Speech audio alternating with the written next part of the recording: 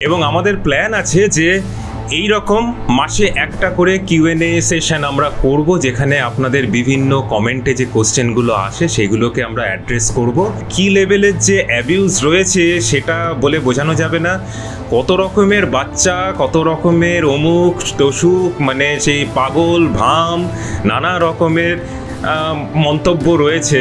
প্রথম মনে হচ্ছিল যে কেন এই সমস্ত করছি। সেই যে একটা কথা আছে না, ঘরের খেয়ে বনের মোষ তাড়ানো না। একটা জিনিস পরিষ্কার করে দিচ্ছি যে এই চ্যানেল কোনো রকম রাজনৈতিক দলগত স্বার্থকে এগিয়ে নিয়ে যাওয়ার জন্য নয়। কোনোদিন যদি আমাকে বা এই চ্যানেলের কোনো মেম্বারকে কোনো রাজনৈতিক মঞ্চে দেখতে পান তাহলে জানাবেন বা বলার দরকার পড়বে না, তার আগে এই চ্যানেল বন্ধ করে দেওয়া হবে।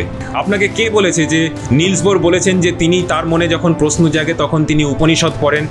কোথায় লেখা আছে যে হাইজেনবার্গ উপনিষদ পড়েছিলেন বা বেদ গীতা এই সমস্ত পড়েছিলেন রবীন্দ্রনাথের কাছে এবং তখন তার কাছে কোয়ান্টাম ফিজিক্স তার সমস্ত কিছুর মানে ক্লিয়ার হয়? আপনারা আমাকে এই প্রশ্নটা করছেন, আমি অত্যন্ত খুশি হয়েছি। এই প্রশ্নটা জাগানোর জন্যই তো এই চ্যানেলটা। কিন্তু আপনাদের কাছে জানতে চাইবো যে নিউটনের গতিসূত্র যে আপনাদেরকে পড়ানো হয়েছে, first law, second law, third law, এইগুলো কোথায় রয়েছে? নিউটনের কোন বইতে রয়েছে? প্রিন্সিপিয়াতে আপনারা কি জানতে চেয়েছিলেন যে প্রিন্সিপিয়ার মধ্যে সেটা আছে? সেটা দেখান আপনাদের মাস্টারমশাইকে, বা মাস্টারমশাইকে কি জিজ্ঞেস করেছিলেন যে আপনি কি নিজে দেখেছেন? জানলে অবাক হবেন যে নিউটনের এই যে সেকেন্ড ল, এটা অ্যাকচুয়ালি নিউটনের নয়। Force equals to mass into acceleration, মানে বল ইকুয়ালস টু ভর মাল্টিপ্লাইড বাই ত্বরণ। এই যে ইকুয়েশনটা, এই ইকুয়েশনটা আসেইনি নিউটনের সময়, সেটা অ্যাকচুয়ালি ইউলারের সময় এসেছিল। এবং এই যে থার্ড লটা একদম ভুলভাল, যে প্রত্যেকটা অ্যাকশনের একটা অপোজিট অ্যান্ড ইকুয়াল রিয়াকশন থাকে। আমি আপনাদের যে ভিডিওটা দেখাচ্ছি সেই ভিডিওটাতে দেখুন যে এই যে কুকুরটা কিছুতেই মুভ করতে পারছে না, তার কারণ কি? তার কারণ হচ্ছে এই যে রোলিং যে অবজেক্টটা রয়েছে, এই অবজেক্টটা কোনো রকম রিয়াকশন ওকে দিচ্ছে না। এবং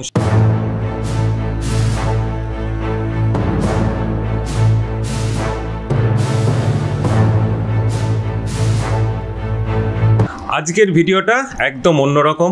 অনেক দিন আগে কথা দিয়েছিলাম যে এই রকম একখানা সেশন করব, বলতে পারেন এই কিউএনএ টাইপের সেশন, কোশ্চেন অ্যান্ড অ্যান্সার। আপনাদের যে আমরা যেই ভিডিওগুলো আপলোড করেছি তাতে আপনাদের প্রচুর রকমের কোশ্চেন এসছে, মন্তব্য এসেছে, বিভিন্ন ধরনের মন্তব্য, সেইগুলোকে এক এক করে অ্যাড্রেস করব। এবং আমাদের প্ল্যান আছে যে এই রকম মাসে একটা করে কিউএনএ সেশন আমরা করব, যেখানে আপনাদের বিভিন্ন কমেন্টে যে কোশ্চেনগুলো আসে সেগুলোকে আমরা অ্যাড্রেস করব। এই ব্যাপারে আপনাদের কি ওপিনিয়ন সেটা কমেন্ট করে জানান। আপনারা কি মান্থলি একখানা কিউএনএ সেশন চান নাকি আরও ঘন ঘন চান?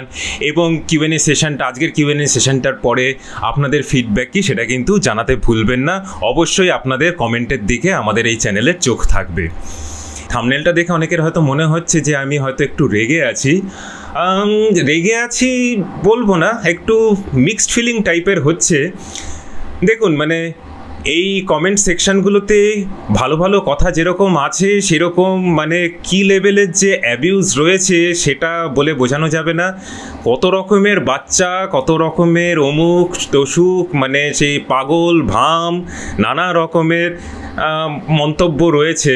প্রথম মনে হচ্ছিল যে কেন এই সমস্ত করছি। সেই যে একটা কথা আছে না, ঘরের খেয়ে বনের মোষ তাড়ানো না, কি একটা সামথিং। এইটা এখনো পর্যন্ত পুরোটাই আমাদের একটা পাস টাইম বলতে পারেন। এর সঙ্গে যারা যারা যুক্ত আছেন তারা সবাই ফুল টাইম কাজ করছেন বিভিন্ন জায়গাতে, তার সঙ্গে এই কাজটাও করছেন, মানে পানপাত করে, মানে সারাদিন কাজ করে এসে তারপরে একসঙ্গে বসে স্ক্রিপ্ট লেখা, এডিট করা, ভিডিও শুটিং করা এবং তারপরে ভিডিওগুলোকে রিলিজ করা। একটু টাইমের যদি এদিক ওদিক হয়ে যায় তারপরে ইউটিউবের অ্যালগোরিদমে থেকে বেরিয়ে গেলে সেই ভিডিও আপনাদের কাছে আর পৌঁছবে না, সেই ভয়টাও রয়েছে। সব কিছু করে তারপরে যদি এরকম গালাগালি খেতে হয় তখন একটু তো ডিমোটিভেটেড লাগবেই। কিন্তু পরে আমরা এটা ভেবে দেখলাম যে এইটা তো হওয়ারই ছিল। একটা ঘুমন্ত মানুষকে যদি হঠাৎ করে তাকে জাগিয়ে দেওয়া হয়, তার তো প্রথম রিয়াকশানটা সে একটা গালাগালি দিয়েই শুরু করবে। তো সে তো আর কৃতজ্ঞতা জানাবে না, সে তো আর বুঝবে না যে সে এতদিন ধরে বেসিক্যালি ঘুমিয়েছিল বা একটা ভুল ধারণা মাথার মধ্যে নিয়ে বসেছিল এবং সেটাকে হঠাৎ ধাক্কা দিয়ে বদলে দেওয়া হয়েছে। তো যাই হোক, সেইগুলো আমরা এখন মানিয়ে নিয়েছি। ভালো মন্তব্য যেরকম আসবে সেরকম অমুকের বাচ্চা তমুকের বাচ্চা এই সমস্ত জিনিসগুলো আসবে, সেইগুলো নিয়ে আমরা এখন আর চিন্তিত নই। সবাইকে নিয়েই এই দত্ত টক্সের পরিবার, সবাই আছেন, যারা রাগারাগি করছেন, যারা ভালোবাসছেন, সবাই এই দত্ত টক্স পরিবারের সদস্য। আপনারাই এই চ্যানেলটাকে জাস্ট বলতে গেলে 2 মাসের হয়তো একটুখানি বেশি হয়েছে, তাও ভালো ভিডিও প্রথম দিকে খুব তাড়াতাড়ি ছাড়তে পারিনি, কারণ আমরা তখনও শিক্ষার্থী ছিলাম, শিক্ষার্থী এখনও আছি, একটা নতুন জিনিস ট্রাই করছি। তো আমরাও শিখছি। বলতে গেলে লাস্ট 1 মাস কি 1.5 মাসের মতো একটা প্রচেষ্টাতে আমরা কিছুটা জায়গাতে এসে পৌঁছেছি। অ্যাটলিস্ট কিছু মানুষ আমাদেরকে এখন চেনেন, আমাদের ভিডিও ফলো করেন। তো এই চ্যানেলটাকে আপনারাই আজকে এখানে এনেছেন, আপনাদেরকেই আরও এগিয়ে নিয়ে যেতে হবে। আমরা কিন্তু একা কিছুই করতে পারবো না। ইউটিউব অ্যালগোরিদম কিন্তু পুরোটাই ডিপেন্ড করবে আপনারা কিভাবে এটাকে অ্যাকসেপ্ট করছেন, লাইক করছেন, ফরওয়ার্ড করছেন, কমেন্ট করছেন। যদি ভালো লাগে, যদি মনে হয় যে আমাদের এই পরিশ্রমটা আরও বেশি করে লোকের কাছে পৌঁছে যাওয়া উচিত, তাহলে কিন্তু আপনাদের সাহায্য ভীষণভাবে দরকার। আরও একটা মন্তব্য খুব কমনলি আসে, যেটা হচ্ছে আমি টিএমসির লোক, কি আমি বিজেপির দালাল, অমুক তমুক, বিজেপির এজেন্ডা নিয়ে নাকি আমি কাজ করছি। একটা জিনিস পরিষ্কার করে দিচ্ছি যে এই চ্যানেল কোনো রকম রাজনৈতিক দলগত স্বার্থকে এগিয়ে নিয়ে যাওয়ার জন্য নয়। কোনোদিন যদি আমাকে বা এই চ্যানেলের কোনো মেম্বারকে কোনো রাজনৈতিক মঞ্চে দেখতে পান, তাহলে জানাবেন বা বলার দরকার পড়বে না। তার আগে এই চ্যানেল বন্ধ করে দেওয়া হবে। এই চ্যানেল বন্ধ করে তবে আমরা যদি কোনোদিন রাজনৈতিক মঞ্চে যাই তবে যাব। কোনো রকম রাজনৈতিক দলের হয়ে এই চ্যানেল কাজ করবে না, সেই প্রতিশ্রুতি আমরা এতদিন যদি রেখে আসতে পারি, তাহলে এর পরেও রেখে আসতে পারবো, এটা আমাদের ভরসা আছে। তাই যারা বলছে আমি বিজেপির ক্যাডার, বিজেপির হয়ে কাজ করছি, তাদেরকে আমি এটাই বলবো যে বিজেপিকে অন্ধভাবে সাপোর্ট করবার কোনো কারণ অ্যাটলিস্ট আমরা এই চ্যানেলের লোকজন দেখি না। কারণ এখনও যে ভুয়ো শিক্ষানীতি চলছে, এখনও যে আমাদের বিকৃত ইতিহাস, বিকৃত বিজ্ঞানকে পড়িয়ে যাওয়া হচ্ছে 100 বছর ধরে, যেটা ব্রিটিশ শুরু করেছে এবং তারপর কমিউনিস্ট শিক্ষাবিদরা চালিয়ে গেছে, সেটাকে এক চুল কিছু চেঞ্জ করবার সাহস বিজেপির হয়নি। সুতরাং বিজেপিকে অন্ধভাবে সাপোর্ট করবার কোনো কারণ নেই। কে কাকে ভোট দিচ্ছে সেটা অত্যন্ত ব্যক্তিগত ব্যাপার, কিন্তু এই চ্যানেলের পক্ষ থেকে এই যে অপশিক্ষা, অপইতিহাস, অপবিজ্ঞান এগুলো আমাদেরকে শেখানো হয়, তার বিরুদ্ধে এই চ্যানেলের লড়াই চলবে। এটা কোনো রাজনৈতিক এজেন্ডা নয়। আরও একটা মন্তব্য এসছে যে আমরা নাকি এই চ্যানেলের তরফ থেকে নানা রকম ভুলভাল তথ্য ছড়িয়ে বেসিক্যালি ইউটিউব থেকে পয়সা কামাচ্ছি। দেখুন, আগেই বলেছি এই চ্যানেলের সঙ্গে যারা যুক্ত আছেন তারা সবাই ফুল টাইম কাজ করছে বিভিন্ন জায়গাতে, এবং সবাই ইনক্লুডিং মাইসেলফ আমরা বিভিন্ন জায়গাতে রয়েছি, এবং সেখানে আমাদের একটা দায়িত্ব রয়েছে সারাদিন কাজ করবার পর তারপরে একটুখানি সময় প্রত্যেক দিন বের করে নিয়ে এসে তারপরে এই কাজ করা, এবং উইকেন্ডটাকে পুরোপুরি জলাঞ্জলি দিয়ে কোনো রকম ব্যক্তিগত সময় না রেখে এই যে ইউটিউব চ্যানেলটা করছি, এটা পয়সার জন্য করছি না। এই ইউটিউব চ্যানেলে যারা যুক্ত আছে তারা কেউ পয়সার জন্য করছি না, এটা ভালো লাগার জায়গা থেকে করছি এবং একটা প্যাশনের জায়গা থেকে করছি। যেদিন মনে হবে এই প্যাশনটা চলে গেছে, সেদিনকে ইউটিউব রাতারাতি, মানে আমাদের এই চ্যানেলটা রাতারাতি বন্ধ হয়ে যাবে। এই প্যাশনটার জন্য আপনাদের কাছে আসা, এবং তাতে যাদের ভালো লাগছে, যাদের ভালো লাগছে না, সবাইকে আমাদের আমন্ত্রণ, আমাদের কথা শুনুন। এতে যদি মনে হয় যে আপনাদের যে এতদিন ধরে যেই ধারণাগুলো, যেই নলেজগুলো বা যেই ইনফরমেশানগুলো আপনাদের মাথাতে ঢুকিয়ে দেওয়া হয়েছে, সেইগুলোর ব্যাপারে আপনারা মেনে না নিন, আমরা যেটা বলছি সেটা মানবার দরকার নেই, অ্যাটলিস্ট একটু খোঁজ করুন। আজকে তো ইনফরমেশান সব জায়গায় অ্যাভেলেবল, সমস্ত ধরনের বইয়ের ই বুক পাওয়া যায়। আপনি আর.সি. মজুমদারের পুরো লেখার ই বুক পেয়ে যাবেন, বা আজকে যদি চান আপনি সেটা অ্যামাজন থেকে অর্ডারও করে দিতে পারেন। আপনি যদুনাথ সরকারের পেয়ে যেতে পারেন। আমি যে তমলুকের ওপর লেখাটা দিয়েছি তার সবচেয়ে বেশি অথেন্টিক লেখা যিনি লিখেছেন ত্রৈলোক্যনাথ রক্ষিত, তার পুরো বইটা আপনি ই বুক পেয়ে যাবেন। এছাড়া যে কোনো বিদেশের লাইব্রেরি, এদেশের লাইব্রেরিতে নানা রকমের আর্কাইভ রয়েছে, সেই আর্কাইভ থেকে দেখতে পাবেন। আর্কোলজিক্যাল সার্ভে অফ ইন্ডিয়ার বিভিন্ন রিপোর্টগুলো দেখতে পাবেন। আপনার যদি মনের মধ্যে কোনো রকম প্রশ্ন জাগে, তাহলে আজকের যুগে কিন্তু সেই ব্যাপারে অনুসন্ধান করা এটা কিন্তু আগের মতো আর এতটা প্রবলেমেটিক নয়। আপনাদের যদি মনে হয় এই চ্যানেলের মধ্যে দিয়ে একটুখানি হলেও আপনাদের মনের মধ্যে সেই প্রশ্নটুকু আমরা জাগিয়ে দিতে পেরেছি, এবার তারপরে আপনারা আমাদের যে ওপিনিয়ন বা আমাদের যে অ্যানালিসিসগুলো সেইগুলোর সঙ্গে আপনারা একমত হচ্ছেন না, তাতে কিচ্ছু যায় আসে না। এই ভারত কোনো সময় একমুখী নয়, এখানে নানা রকম আইডিয়াস একই সঙ্গে প্যারালালি থেকেছে। যেরকম আজকে যদি আপনি বিজ্ঞানের জগৎটা দেখেন, সেখানে কিন্তু নানা রকমের থিওরি একই সঙ্গে চলছে। নিউটনের যে সময়টা ছিল, নিউটনের যে থিওরি, তার সঙ্গে আজকের যে বিজ্ঞানের থিওরি সেটা কিন্তু অনেক চেঞ্জ হয়েছে।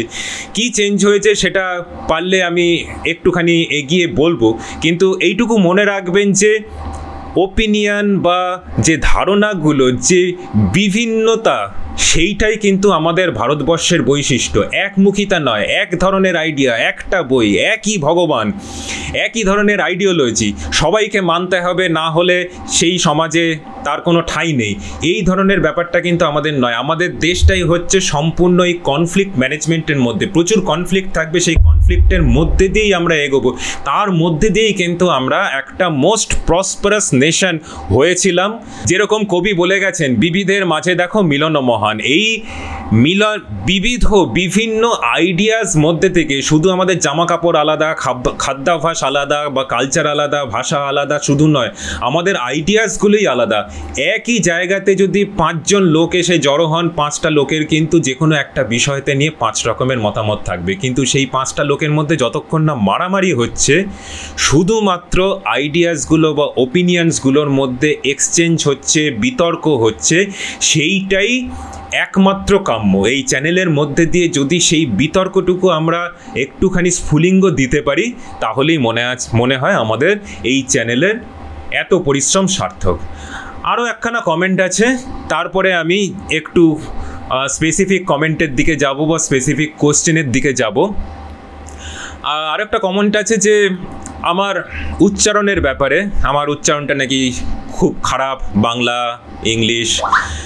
দেখুন, মানে আমি সেই ধরনের এলিট পার্সন নই যে আমার ইংলিশ একেবারে পুরো ভিক্টোরিয়ান ইংলিশ হবে বা আমার বাংলাগুলো একেবারে খুব পরিশীলিত হবে। একটু ভুলচুক যা থাকবে একটু মানিয়ে নেবেন, মাফ করে নেবেন, মনে করে নেবেন যে এই জায়গাটা হয়তো আমার একটা দুর্বলতার জায়গা। যতক্ষণ পর্যন্ত আমি কি বলতে চাইছি, ল্যাঙ্গুয়েজের তো পারপাস হলো কমিউনিকেশন, যতক্ষণ আমি কি বলতে চাইছি সেইটুকু ক্লিয়ার হয়, বাকি জায়গাতে যদি খুব এলিটিস্ট ভিক্টোরিয়ান ইংলিশ বা খুব মানে একেবারে সেই ধরনের বাংলা যদি না বলতে পারি, মনে করবেন না, এটা ধরে নেবেন যে এই অধমের একটু শিক্ষার অভাব রয়েছে এই জায়গাতে।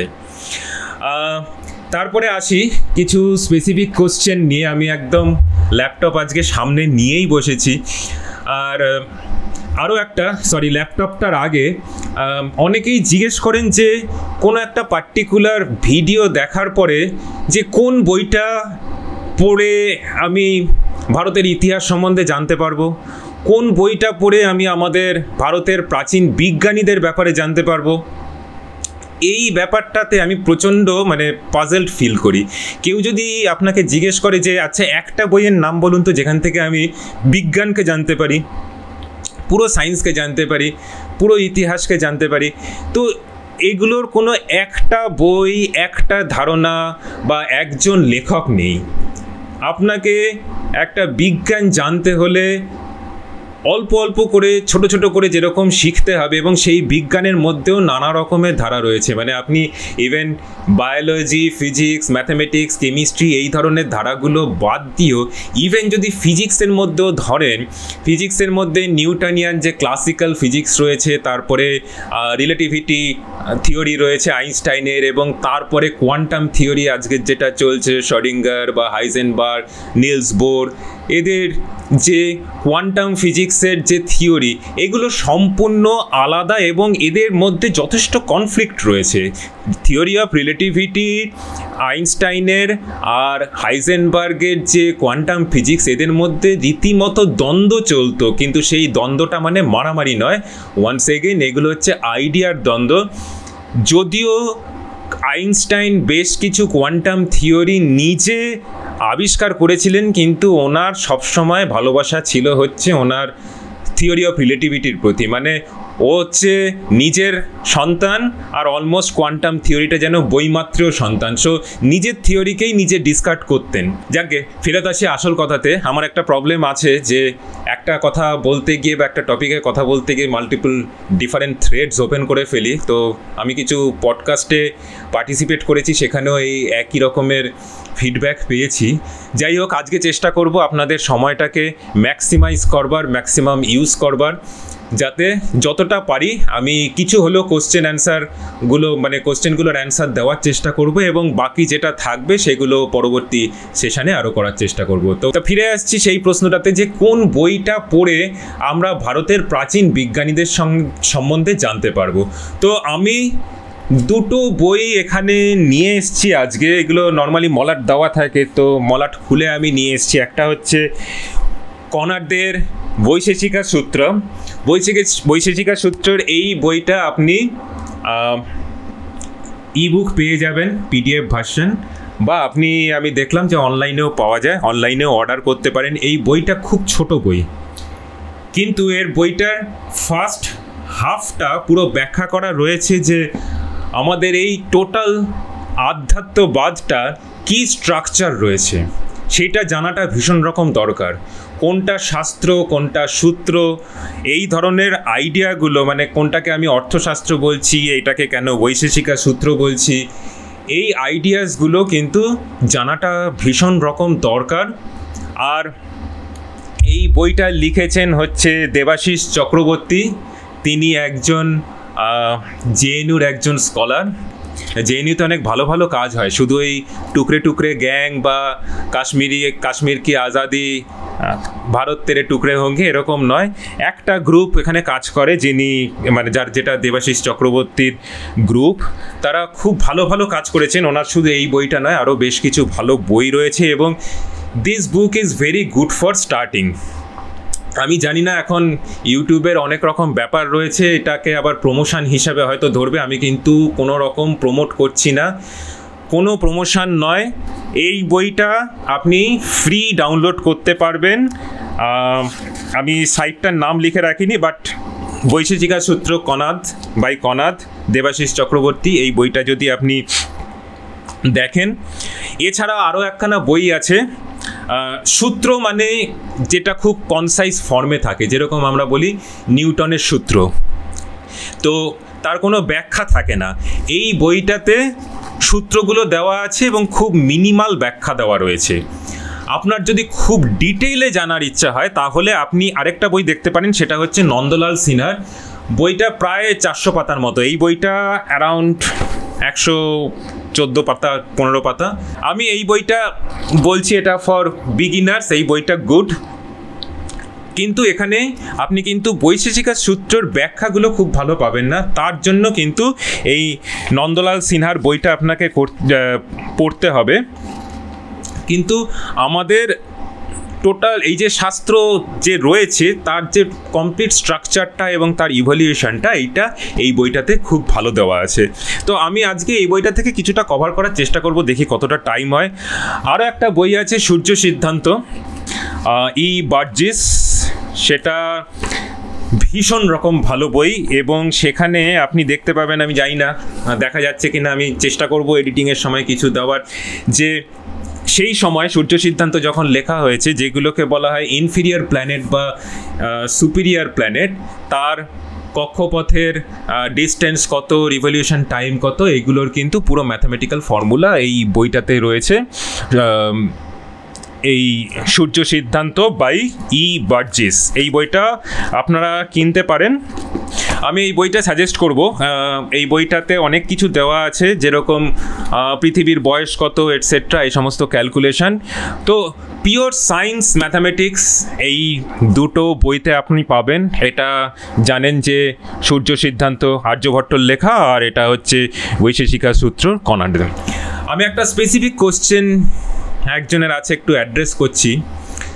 ইনি বলেছেন, এই সব বলে কোনো লাভ নেই, যদি কোনো প্রমাণ বা পুঁথি বা দর্শন থাকে তাহলে সেটার পাশে ইউরোপিয়ান থিওরি রেখে বিশ্বের দরবারে পেশ করতে হবে। আমি আমার ভারত দেশের জন্য গর্বিত, এখানে কোনো সন্দেহ নেই, কিন্তু এটা তো আমাদেরকে প্রমাণ করে দেখাতে হবে যদি আমি বিশ্বের কাছে স্বীকৃতি চাই। খুব সত্যি কথা বলেছেন। আজকে সময় এসছে যে এই বইগুলো বা এরকম যে অসংখ্য বই আছে, সেই বইগুলোর পাশে ইউরোপের যে বইগুলো আছে সেগুলো পাশাপাশি ফেলে দেখা হোক।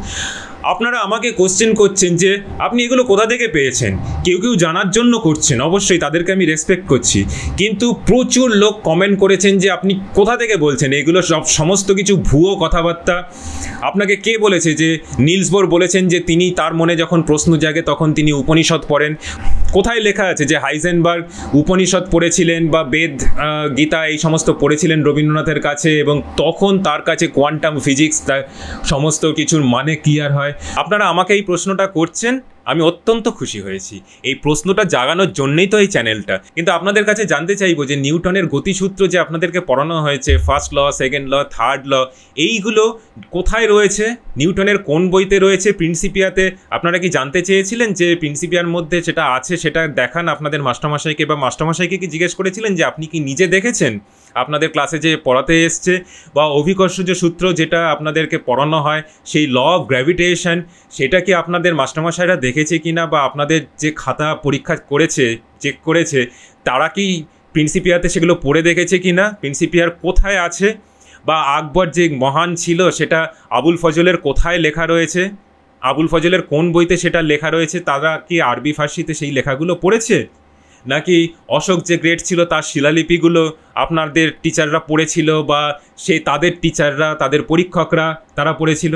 এই প্রশ্নগুলো কিন্তু আপনারা করেননি, কারণ তখন আপনাদেরকে একটা পরীক্ষায় নম্বর পেতে হবে, পাতা ভরিয়ে লিখতে হবে, এবং কি কি মুখস্থ করিয়ে দিয়েছে আপনাদেরকে ক্লাসের মাস্টারমশাই বা আপনাদের টিউশনের টিচাররা, সেইটাকে উগরে দিয়ে আসতে হয়েছে। এবং সেটাই পারপাস হচ্ছে আমাদের এডুকেশন সিস্টেমের, যে কোনো রকম প্রশ্ন না করা।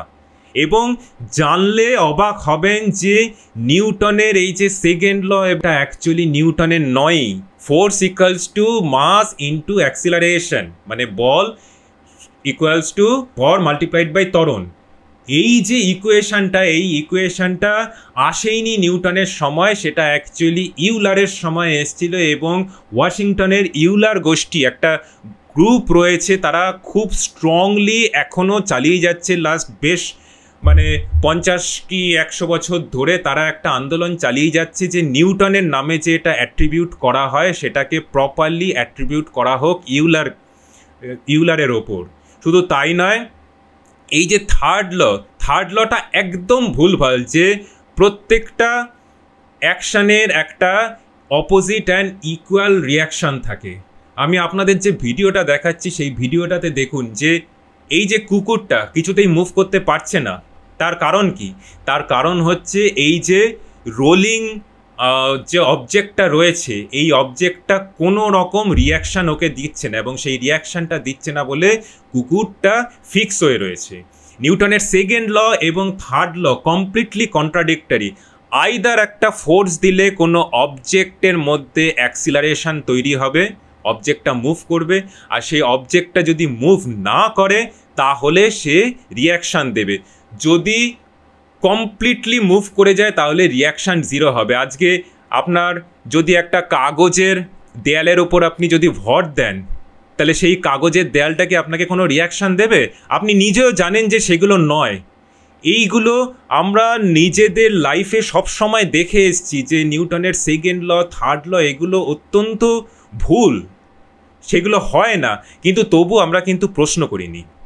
হোয়ারাস এই বইটা যদি আপনি দেখেন, এখানে কিন্তু নিউটনের সেকেন্ড ল, থার্ড ল এগুলো একদম খুব ভালোভাবে দেওয়া রয়েছে, কিন্তু এই বইটা নিউটনিয়ানভাবে দেওয়া নেই। প্রিন্সিপিয়া বইটা যদি আপনি পড়েন, প্রিন্সিপিয়া বইটা পড়ে আপনার মনেই হবে না যে আপনি একটা কোনো সায়েন্সের বই পড়ছেন। এটা অত্যন্ত মনে হবে আপনার একটা পুরো রিলিজিয়াস একটা কোনো ধর্মগ্রন্থ পড়ছেন। কারণ নিউটনের ধারণা ছিল যে ভগবান যেন অলমোস্ট একটা রাজার মতো, সে তার এই ইউনিভার্সটা একটা সাম্রাজ্য, সেই ভগবানের দেওয়া কিছু লতে বা কিছু রুলে এই সাম্রাজ্যটা চলছে। আমাদের দায়িত্ব শুধু সেই লগুলোকে জানা। এবং এনসিইআরটির বইতেও এটা লেখা আছে যে সায়েন্স মানে হচ্ছে চারদিকটা অবজার্ভ করে ফ্যাক্ট কালেক্ট করা এবং তার থেকে একটা ম্যাথমেটিক্যাল ফর্মুলা বের করে আনা। মানে সেইটা হচ্ছে কিন্তু নিউটনিয়ান ফিজিক্সের কনসেপ্ট। আমাদের এখানে কিন্তু যেটা বলা হয় বেদের মধ্যে যে বিজ্ঞানটা রয়েছে সেটা হচ্ছে দর্শন। নিউটনিয়ান ফিজিক্সে বলা হয় অবজার্ভ, আমরা বলি দর্শন, কিন্তু নিউটনিয়ান ফিজিক্সে বলা হয় অবজার্ভ করে তার থেকে ম্যাথামেটিক্যাল ফর্মুলাটা নিয়ে এসো। মানে তার একটা যে হিউম্যান আসপেক্ট, তার একটা যে আদার আসপেক্টগুলো আছে, ইউনিভার্সাল আসপেক্টগুলো আছে, সেইগুলোকে ইগনোর করে আলটিমেটলি একটা ফর্মুলা এবং তার কিছু ম্যাথামেটিক্স। সেই জন্যই আমাদের যা পড়ানো হয় শুধু কিছু ফর্মুলা এবং তার ম্যাথামেটিক্স, তার কোনো অ্যাপ্লিকেশন করানো হয় না। এবং তার জন্যেই এই যে থার্ড ল এবং সেকেন্ড ল এটা যে ভুল, সেটা আমরা দেখেও আমরা কিন্তু এতদিন পর্যন্ত কিছুই বলি না। আপনি দেখুন, মানে একটা শক্ত জায়গার উপর আপনি ভর দিয়ে খুব সহজে উঠতে পারবেন, কারণ সেই শক্ত জায়গাটা আপনাকে অনেকটা রিয়াকশান দিচ্ছে। কিন্তু আপনি একটা বাতাসের মধ্যে কি রিয়াকশান পাবেন? তার কারণ হচ্ছে বাতাসে আপনি যেই ভর দিতে যাবেন, আপনার ফোর্সে বাতাসের পার্টিকেলগুলো অ্যাক্সিলারেটেড হয়ে মুভ করে যাবে। আর যদি সেটা জল হয়, কিছুটা রিয়াকশান দেবে, কিছুটা মুভমেন্ট হবে, মানে somewhere between second law and third law. তা এই যে কথাটা বলা আছে যে force equals to M multiplied by A, মানে force equals to mass into acceleration, এটা প্রথম কথা নিউটনের নয়, প্রিন্সিপিয়ার কোথাও পাওয়া যায় না। অ্যাক্সিলারেশনের কনসেপ্টটাই ওনার সময় আসেনি, এটা ইউলারের কনসেপ্ট। এবং থার্ড ল যেটা যে ইকুয়াল অ্যান্ড অপোজিট রিয়াকশান হবে, সেটা অত্যন্ত ভুল। এবং সেটা শুধু আমি নয়, এর উপরে অনেকেই কাজ করছেন। তার মধ্যে একজন হলেন অজয় শর্মা, তার লেখাটাও বা তার রিসার্চ আর্টিকেলটাও পাওয়া যাবে, আমি আপনার স্ক্রিনের উপর দেখাচ্ছি, সেটা দেখে নিন। এবং এনার প্রচুর লেখালেখি এবং এনার কিছু ইউটিউব ভিডিও আপনি পাবেন যেখানে উনি এক্সপ্লেন করেছেন। উনি একটু অন্যভাবে এক্সপ্লেন করেছেন, আমি যেভাবে বললাম সেভাবে নয়। উনি এক্সপ্লেন করেছেন যে একখানা সফট বল, মানে হালকা একটা বলকে যদি আপনি দেয়ালে ছোড়েন, সেটা কতটা বাউন্স ব্যাক করে আসবে, বা একটা যদি শক্ত বলকে আপনারা যদি করেন, মানে একইভাবে দেয়ালে ছোড়েন, সেটা কতটা বাউন্স ব্যাক করে আসবে। এগুলো সবাই আমরা দেখেছি। কিন্তু এই যে নিউটনিয়ান ফিজিক্সের যেটা ভগবান সব কিছু কন্ট্রোল করছে, আমরা শুধু সেই লগুলোকে জানছি, এই ভার্সেস আমাদের যে দর্শনের কনসেপ্ট, মানে বেদ কথাটার মানেও কিন্তু সেই চোখ খুলে তাকানো, অবজার্ভ করো, বইতে নয়, পুঁথিতে বা বইয়ের ছাপা জিনিসের মধ্যে দিয়ে বিদ্যা হয় না। এই যে আমাদের বিদ্যার কনসেপ্ট, সেটা হচ্ছে আলটিমেটলি বেদের থেকেই এসছে।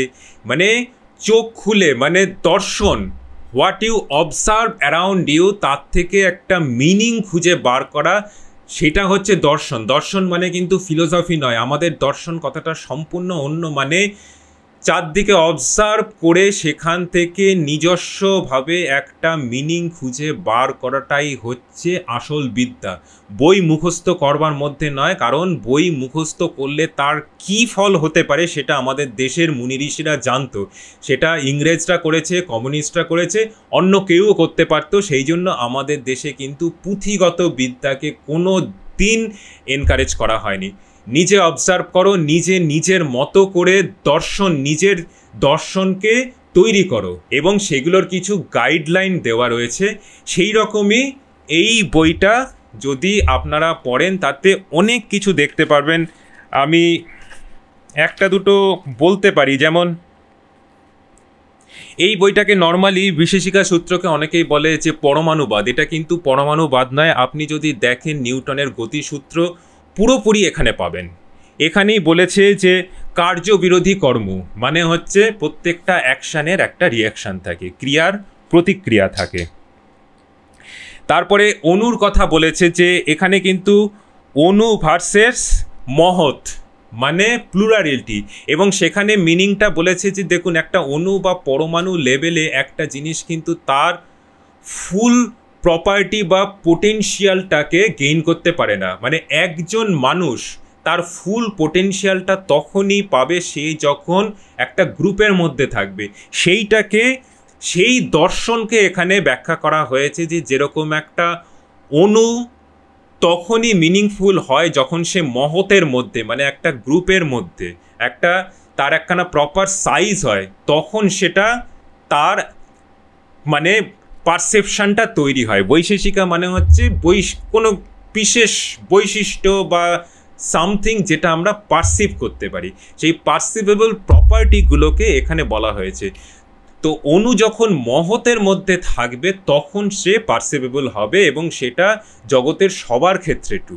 দেখুন এখানে কিন্তু কোনো জাস্ট ফর্মুলা থিওরি ডায়াগ্রাম দিয়ে বিজ্ঞানকে পড়ানো হয় না, এখানে বিজ্ঞানটা কিন্তু পুরোপুরি অন্য লেভেলে পড়ানো হয়। তারপরে অনেক কিছু রয়েছে, কোনটা বলবো আর কোনটা বাদ দেব, অলরেডি ভিডিওটা খুব লম্বা হয়ে গেছে। যেমন movement upward, movement downward, contraction, expansion and movement from one place to another আর কর্মা।